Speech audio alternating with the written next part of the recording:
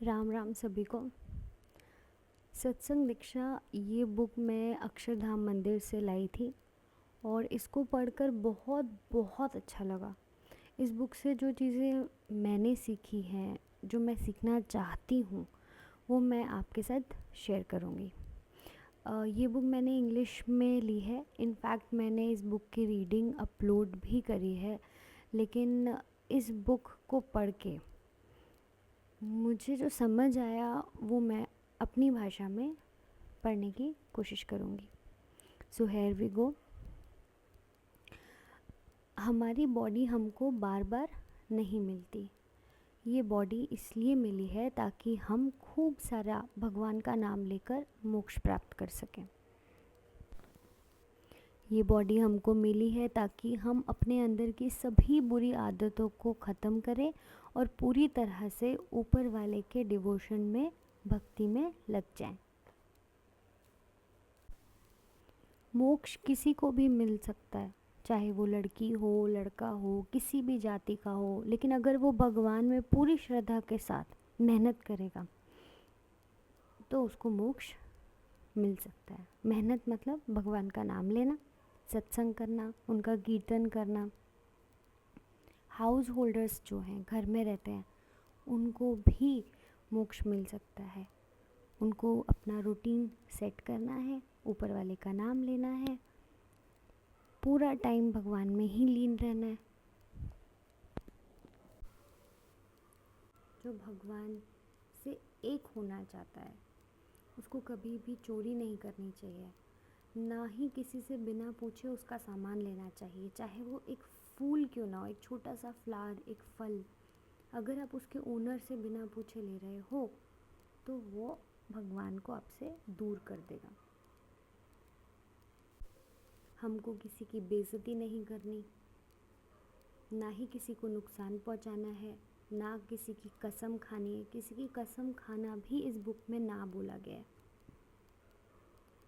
Violence create नहीं करना, फिर अपनी शक्ति का गलत इस्तेमाल नहीं करना, अपने घमंड की वजह से या अपने गुस्से की वजह से किसी को नुकसान नहीं पहुंचाना, ना ही किसी को मेंटली टॉर्चर करना है, उसको गलत बोल बोल के अगर आप किसी को परेशान कर रहे हो और दूसरी तरफ आप भगवान का नाम ले रहे हो तो उसका कोई फ़ायदा नहीं है।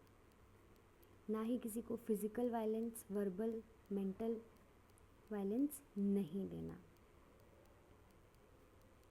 उससे क्या होता है, अगर हम ऐसे काम कर रहे हैं तो हमारे अंदर भगवान रहता है। हम सब जानते हैं, हमें बचपन से पढ़ाया गया है, समझाया गया है कि भगवान हमारे अंदर होता है।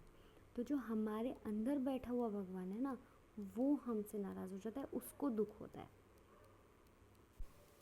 हमको ये विश्वास रखना है कि भगवान बहुत कंपैशनेट है, उनके अंदर बहुत सारा प्यार है, वो ही करता धरता है। तो अगर हमको कोई प्रॉब्लम है तो वो ही उस प्रॉब्लम, उस एडवर्सिटीज़ को रिज़ॉल्व करेगा। तो उन पे पूरा विश्वास होना चाहिए। हमको भगवान पे पूरा विश्वास होना चाहिए कि जो भी मेरे साथ हो रहा है वो मेरी भलाई के लिए ही हो रहा है। भगवान जी ने ही ये किया है ताकि मुझे कुछ सीखने को मिले। आपके घर में जो भी खाना बना है, पहले अपने घर मंदिर में जाके उसका भोग लगाना चाहिए, भगवान जी को ऑफ़र करना चाहिए प्रेयर के साथ। उसके बाद ही हमें उसे कंज्यूम करना चाहिए। पर जो भी खाना आप भगवान जी को ऑफ़र करते हैं वो फ्रेश होना चाहिए और अच्छे से बना होना चाहिए, रूल्स फॉलो करके, जैसे कि मैंने आपको थोड़ी देर पहले बताया था। फिर घर मंदिर के आगे आप बैठे हो तो आपको फीलिंग आनी चाहिए कि आप भगवान जी के साथ एक हो रहे हो। आपको पूरा कंसंट्रेशन करना है, कीर्तन करना है, चैंट करना है, फिर आपको पूरे डिवोशन के साथ मेडिटेशन करना है। घर के सभी लोगों को इकट्ठा होना चाहिए, भजन गाने चाहिए, भगवान के नाम की डिस्कशन करनी चाहिए, बातें करनी चाहिए भगवान के बारे में। फिर जो बुक्स होती हैं स्क्रिप्चुरल वो पढ़नी चाहिए और डिवोशनल एक्टिविटीज़ साथ में करनी चाहिए। डिवोटीज़ को चाहिए कि वो रोज़ मंदिर जाए। अगर रोज़ नहीं जा सकता तो जब भी कन्वीनियंट टाइम आपको मिलता है आपको मंदिर जाना चाहिए ताकि आप दर्शन कर सकें। अगर आपको कोई क्रिटिसाइज़ कर रहा है या आपको कोई शेमफुल फील करवा रहा है, आपको कोई डरा रहा है या आपको कोई परेशान कर रहा है, तो हमको भगवान के नाम में ही लीन होना चाहिए, क्योंकि भगवान ही आपको प्रोटेक्ट कर सकते हैं। आप खुद आपको प्रोटेक्ट नहीं कर सकते हो। तो आपको उनके ऊपर विश्वास रखें, उनका नाम लेते रहना है और सब कुछ उनके ऊपर छोड़ देना है। हमारे पास थोड़ा सा भी टाइम मिलता है तो हमको लेज़ी नहीं होना है, ना ही उस टाइम को नेग्लेक्ट करना है, ना ही टाइम वेस्ट करना है। उस टाइम को मैं ऊपर वाले का नाम लेके, भगवान जी का नाम लेके पूरा यूटिलाइज़ करना है। जो कि सच बताऊँ तो मैंने काफ़ी टाइम से करना स्टार्ट किया है और मुझे उसका बहुत बेनिफिट मिला है। मेरा किसी और चीज़ में ध्यान ही नहीं लगता है, सिर्फ ऊपर भगवान जी का ही नाम लेते रहो, उनकी बुक्स पढ़ते रहो। या अगर आपको बुक्स पढ़ने का शौक़ है तो बहुत सारी अच्छी अच्छी बुक्स आती हैं भगवान जी के बारे में, उनके बारे में आप पढ़ सकते हो। बहुत डिफरेंस देखने को मिलता है लाइफ में। एक सत्संगी को चाहिए कि कभी भी किसी को डिस्करेज ना करें कि तुम तो ऐसा कर ही नहीं सकते हो, तुम्हारे अंदर तो एक काबिलियत ही नहीं है। ये सारे शब्द डिस्करेजिंग वर्ड्स होते हैं, ये हमें नहीं बोलने हैं। हमें हमेशा एनकरेजिंग वर्ड्स बोलने हैं कि आपके अंदर टैलेंट है, आप कर सकते हो। तो बहुत प्यार के साथ। और जो भगवान के नाम में लीन है उसकी तो ग्लोरी करनी ही चाहिए, बहुत ज़्यादा उसके बारे में तारीफ़ करनी चाहिए, उसकी महिमा गानी चाहिए। ये लाइन मुझे इस पूरी बुक में सबसे ज़्यादा पसंद आई है कि हमें शांत दिमाग से, कंपोज्ड माइंड से हमें बैठना है और इंट्रोस्पेक्ट करना है। हर एक दिन हमें अपने आप से क्वेश्चन पूछना है कि what have I come to accomplish in this world and what am I doing, कि इस दुनिया में मैं क्यों आया था और मैं क्या कर रहा हूँ। डेली अपने आप से क्वेश्चन पूछना है। हमको चाहिए कि हमें हमारे धर्म में ही सुख मिलना चाहिए, हमें किसी और के धर्म को अपनाने में इच्छा नहीं रखनी चाहिए। ये इस बुक में लिखा है साफ साफ कि अपने स्वधर्म को ऑब्ज़र्व करो और पर धर्म को, यानी कि किसी और पराये धर्म को रिनाउंस कर दो। हमें ऐसे शब्द नहीं बोलने चाहिए जो किसी और को हर्ट करें और हार्श हो। कभी कभी निकल जाते हैं मुंह से, वो अगर हम धीरे धीरे प्रैक्टिस करेंगे तो हम अपने अंदर इम्प्रूवमेंट ला सकते हैं। कोई भी परफेक्ट नहीं होता है। मेरे अकॉर्डिंग हम सब मेहनत कर रहे हैं, अपने आप को रोज़ इम्प्रूव कर रहे हैं, रोज़ कुछ ना कुछ नया सीख रहे हैं। तो अगर कभी कभी हमसे गलती हो जाती है तो भी दोबारा दोबारा दोबारा वापस वापस वापस प्रैक्टिस करते रहना है। झूठ नहीं बोलना बिल्कुल। छोटा सा भी झूठ एक इंसान का पूरा करेक्टर ख़राब कर सकता है। छोटा सा भी झूठ नहीं बोलना।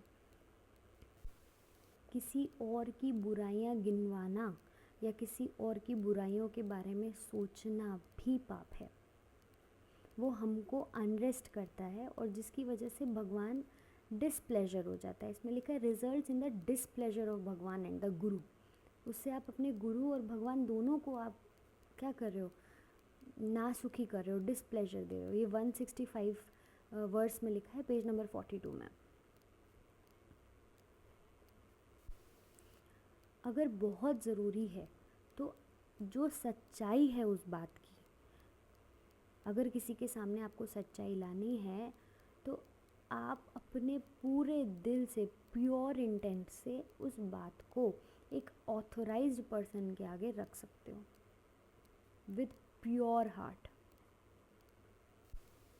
अगर हमारा अच्छा समय चल रहा है तो भी हमें कैरिड अवे नहीं होना चाहिए, यानी कि बहुत ज़्यादा हम उस चीज़ में इतना खुशी में लीन हो जाएं कि हमें एहसास ही ना हो कि हम भगवान के बंदे हैं और हमें भगवान का नाम लेना चाहिए और ये वक्त भी निकल जाएगा। वैसे ही अगर हम दुखी हैं, सेम डिस्करेज नहीं होना चाहिए।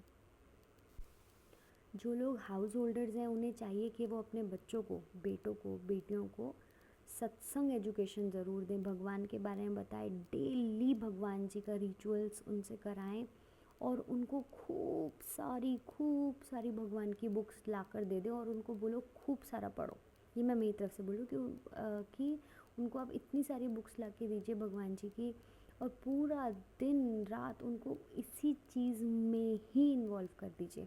अगर बच्चे आपके छोटे हैं तो बहुत ज़्यादा प्रॉफिटेबल है कि आप उनको सिर्फ इसी चीज़ में, धर्म में, सत्संग में, इन सब चीज़ों में आप रखेंगे तो वो जो आप अभी संस्कार दे रहे हो वो आने वाली जनरेशन्स को तक मिलेगा। घर के लोगों को चाहिए कि जब वो खाना खाएं तो वो खुशी खुशी खाना खाएं, साथ में खाएं, हॉस्पिटैलिटी के साथ खाएं। अगर हमारे घर में कोई मेहमान आ रहा है तो उसको अपने मीन्स के हिसाब से जितना आप कर सकते हैं आप कीजिए, क्योंकि हमारे ग्रंथों में लिखा है अतिथि देवो भव। तो हमेशा अपने घर में आए हुए गेस्ट की वेलकम कीजिए जितना आपसे हो सके, अपनी पूरी मीन्स तक। एडवर्स टाइम में, बुरे वक्त में हमको पेशेंस रखने चाहिए और विश्वास करना चाहिए कि भगवान हमारे साथ है, वो हमारे साथ अच्छा ही करेंगे। अगर आपको लगता है कि आपके आसपास का माहौल अनफेवरेबल है, अच्छा नहीं है, आपको वहाँ रहना अच्छा नहीं लग रहा है, तो आपको उस जगह से निकल जाना चाहिए और कहीं और जाके खुशी खुशी रहना चाहिए। किसी भी जगह पे अपना दम घुट के रहना बिल्कुल अच्छी बात नहीं है। पेज नंबर 52 208 वर्ड्स में लिखा है, if unfavourable circumstances arise where one lives, one should leave that place and live happily elsewhere. Students को चाहिए कि वो जब पढ़ाई करें पूरे ध्यान के साथ, पूरी एनर्जी के साथ और पूरे रिस्पेक्ट के साथ करें। अपने टाइम को अच्छी चीज़ों में लगाकर उस टाइम को निकालिए, वेस्ट मत करिए। हमें कुसंग छोड़ देना चाहिए बिल्कुल। हमें उन्हीं लोगों के साथ रहना चाहिए जो वर्चस्व हों, जो बुरी आदतें ना पालते हों, ऑनेस्ट हों। उन्हीं के साथ हमें संबंध रखने चाहिए और उन्हीं के साथ रहना चाहिए। जो भी चीज़ें, जो भी बातें हमारे संप्रदाय के प्रिंसिपल्स यानी कि हमारे धर्म के प्रिंसिपल्स के अगेंस्ट हों, उन चीज़ों पे ना ही विश्वास करना चाहिए, और अगर सुन भी लिया हो ना सुनना चाहिए ना विश्वास करना चाहिए। पढ़ना नहीं चाहिए, उन लोगों से दूर ही रहना चाहिए। जो हमारे भगवान को नहीं समझ सकता उनसे दूरी बना के रखनी चाहिए। जब भी हमारा फास्ट होता है, हम व्रत रखते हैं, तो हमको दिन में नहीं सोना चाहिए। अगर हम दिन में सो रहे हैं तो उस फास्ट से मिलने वाली जो ऑस्ट्रिटी है वो हमें नहीं मिल पाएगी। ये चीज़ मुझे बहुत ही ज़्यादा टच करी कि काल, कर्म और माया ये हमारा कुछ नहीं बिगाड़ सकती अगर हम सत्संग में हैं तो। मतलब अच्छी संगति में हैं, भगवान का नाम ले रहे हैं, पूरा टाइम उनमें लीन हैं, तो ये तीन चीज़ें जिन्हें सबसे प्रधान माना जाता है, काल, कर्म, हमारे खुद के कर्म भी हमें टच नहीं कर पाएंगे बुरे अगर हम भगवान में लीन हैं तो, और माया। So that's it for today. इस बुक से मुझे ये सारी चीज़ें सीखने को मिली। मुझे नहीं मालूम कि मैं इनमें से कितनी लाइफ में फ़ॉलो आगे करूँगी और कितना अभी करती हूँ मुझे नहीं पता। काफ़ी हद तक मैं ट्राई कर रही हूँ कि हम अपने आप को इम्प्रूव करें। हर रोज़ हम सभी अपने आप को इम्प्रूव कर रहे हैं और देखते हैं कि इसमें से कितनी सारी चीज़ें फॉलो करके हम अपनी लाइफ को एलिवेट कर सकते हैं। Thank you so much for listening this podcast. Thank you so much.